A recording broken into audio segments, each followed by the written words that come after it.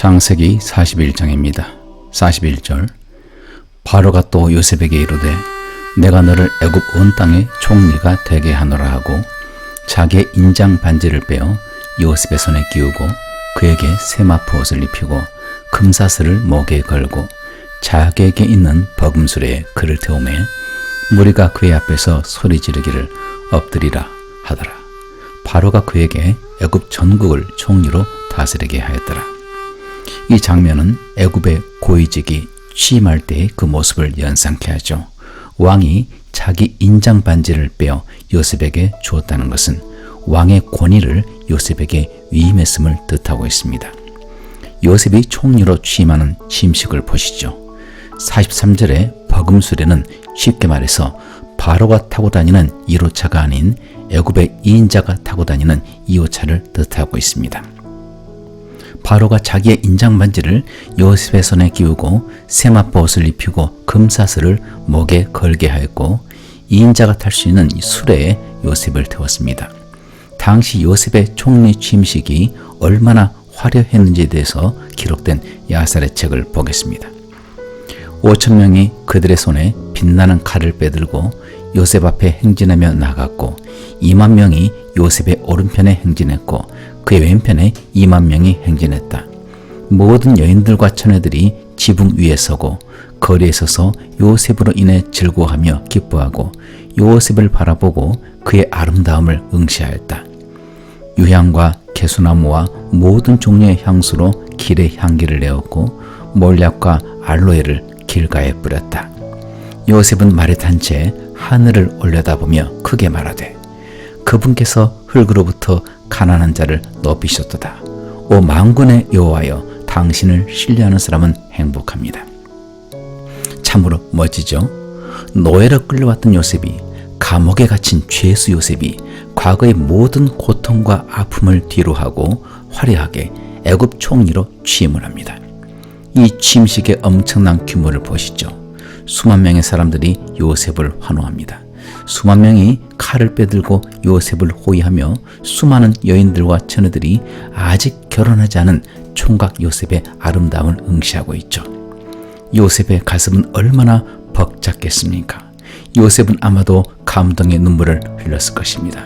하나님께서 이를 위해서 나를 지금까지 이런 혹독한 훈련을 통과하게 하셨다는 감격에 겨웠을 것입니다. 며칠 전 아내와 함께 산책을 하다가 요셉에 관한 이야기를 하면서 이런 말을 주고받았습니다. 요셉은 정말이지 애매하게 고난을 당했는데 그것도 죽음의 고비도 수없이 넘겼는데 얼마나 힘들었을까요? 나 같으면 견디지 못했을 거예요. 그렇습니다. 정말이지 생각만 해도 억울하고 또 억울했을 것입니다. 그런데 13년이라는 엄청난 고난을 통해서 고자질쟁이 요셉, 자기만 아는 요셉, 교만한 요셉이 변화가 되었습니다. 하나님이 요셉으로 애굽 전역을 다스리는 통치자가 되게 준비시키기 위해서 13년이라는 고난의 기간을 허락하셨습니다. 그리고 그 기간이 끝나자 드디어 준비된 요셉을 고대 근동의 가장 강력한 국가 애굽의 총리로 화려하게 등장을 시키십니다. 이 모습을 보니까 요셉의 고난은 죽을 만큼 힘들었지만 훗날 받게 된 이 영광은 이와 비할 데가 없어 보입니다. 53절입니다. 애굽 땅의 7해 풍년이 그치고 요셉의 말과 같이 7해 흉년이 들기 시작하며 각국에는 기근이 있으나 애굽 온 땅에는 먹을 것이 있더니 애굽 온 땅이 굶주림에 백성이 바로에게 부르짖어 양식을 구하는지라. 바로가 애굽 모든 백성에게 이르되 요셉에게 가서 그가 너희에게 이르는 대로 하라 하니라. 이 기근은 애굽 땅에만 있지 않고 온 세상에 임했습니다. 양식이 없는 그들이 양식을 얻기 위해 가야 될 곳은 바로 요셉이었죠. 요셉은 애굽의 모든 풍성을 굶주린 백성들에게 나누어주는 선한 청지기의 역할을 감당했습니다. 하나님께서 요셉을 애굽 총리로 세우신 것은 요셉 혼자 출세해서 잘 먹고 잘 살라 하신 것이 아니었습니다. 하나님의 영으로 충만한 요셉으로 하여금 애굽의 모든 곡식 창고를 열어서 애굽뿐만이 아니라 주변 나라들에 살고 있는 백성들에게 양식을 공급하게 하기 위해서 요셉을 총리로 세우신 것이죠. 하나님께서는 애굽의 모든 풍성을 나라 백성들과 이방인들에게 공급하는 사명을 요셉에게 맡기셨습니다. 이와 같이 신약시대에 요셉과 똑같이 은혜를 받은 한 사람이 있죠. 그는 은혜를 받았을 뿐 아니라 요셉처럼 측량할 수 없는 그리스도의 풍성을 이방인에게 전한 사람입니다. 에베소서 3장 8절입니다.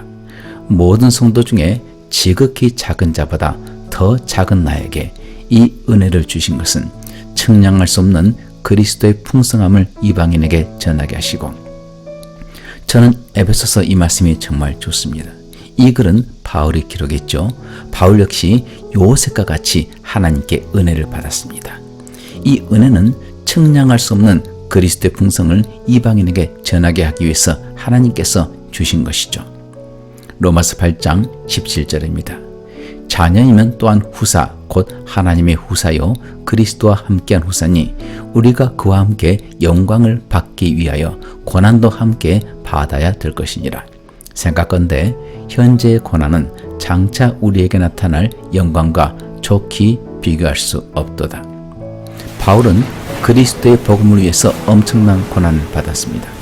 돌에 맞아서 죽음의 직전까지 이르렀고, 맞다가 죽을 수 있는 그런 매도 5번이나 맞았고 3번이나 배가 파선해서 익사할 뻔하기도 했습니다.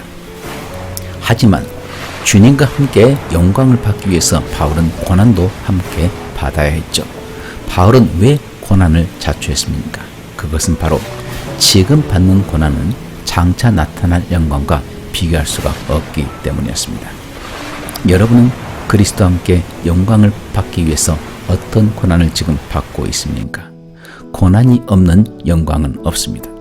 그러므로 우리 가운데 그리스도를 위해서 받는 고난이 있다면 낙심치 말고 기뻐하고 즐거워하시기 바랍니다. 이 고난은 훗날 우리가 하늘나라에 가서 그리스도와 함께 누릴 영광에 비하면 비교할 수가 없습니다.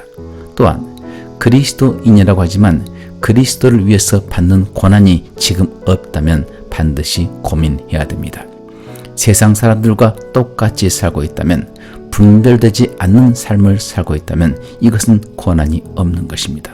이것은 영광을 향해 가는 것이 아닙니다. 이런 사람은 성도라 할지라도 받을 영광이 없습니다. 여러분은 주님을 위해서 지금 어떤 고난을 받고 있습니까? 없다면 돌이켜야 됩니다. 말씀을 듣고 누구든 감동을 할 수는 있죠. 하지만 말씀을 듣고 감동할 뿐 아니라 들은 말씀대로 행하는 하나님의 영으로 말미암아 삶이 변화가 되는 그런 사람은 찾기가 쉽지가 않습니다.